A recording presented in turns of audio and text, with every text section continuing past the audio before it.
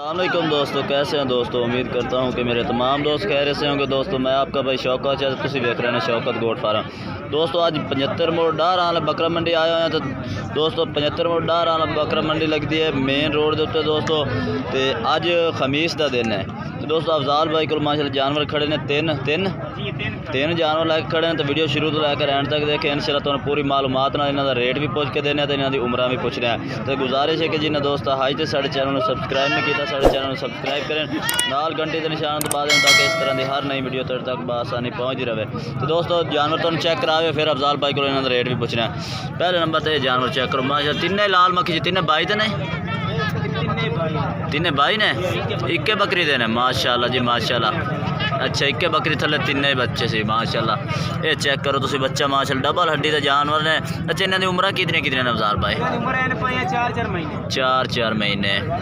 ये चारा चूरा भी खाते हैं? अच्छा चारा चूरा भी खाते हैं।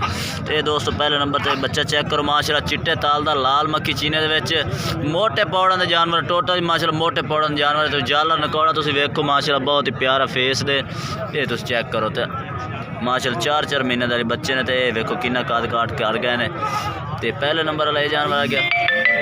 दूसरे नंबर तो जाए बाहर कर।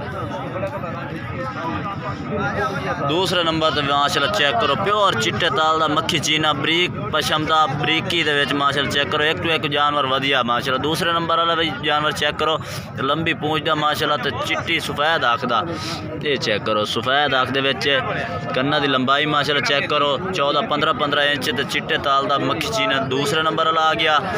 तो तीसरे नंबर वाला तो भी जानवर चेक करें भाई को रेट शेट भी पूछना। दोस्तों ये दूसरे नंबर पर माशाल्लाह चेक करो चिपटे सिंह बिल्कुल माशाल्लाह बैठ रहे सिंह के बच्चा। तो चिट्टे ताल का लाल मक्खी चीने के दूसरे नंबर वाला आ गया। तीसरे नंबर वाला जानवर चेक करा सीधे कर लाया इतने।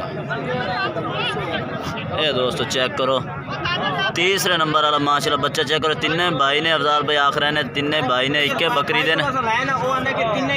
अच्छा अच्छा अच्छा अच्छा जेड़ा भाई तो लाया ने आखदा कि इक्के बकरी दे बच्चे ने। चेक कर सकते माशाल्लाह मोटे पौड़ों के बच्चे ने। तो डबल हड्डी के जानवर ने। जालर जूलर भी वेखो माशाल्लाह ज़बरदस्त। ये वेखो माशाल्लाह बहुत प्यारे। तो वाइट आँख दे बिल्कुल माशाल्लाह बरीक पशम मोटे डबल हड्डी के जानवर ने। ये तुम चेक करो माशाल्लाह तिन्ने एक तो एक जानवर इन्हों को वधिया माशाल्लाह। तिन्ने जानवर अच्छे खूबसूरत। अच्छा अफजाल भाई इन्हों का रेट शेट की कर रहे हैं प्यार मोहब्बत करके?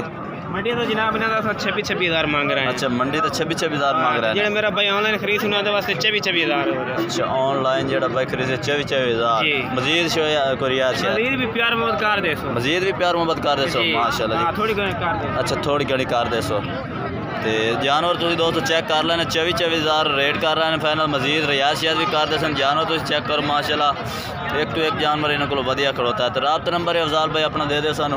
0300 पूरा 78 333। ये दोस्तों अफजाल भाई का रात नंबर है। कोई भाई खरीदना चाहे इन्हें तो खरीद सकता है। कारगो आल पाकिस्तान में मौजूद है अफजाल भाई को। तो जानवर तिन्ने माशाल्लाह 2022 की कुर्बानी के जानवर है। तो दोस्तों वीडियो अच्छी लगे तो लाइक करना, चैनल सब्सक्राइब करना और कमेंट करके दसना कि आज जानवर कैसे लगे तो आज वीडियो कैसे लगे।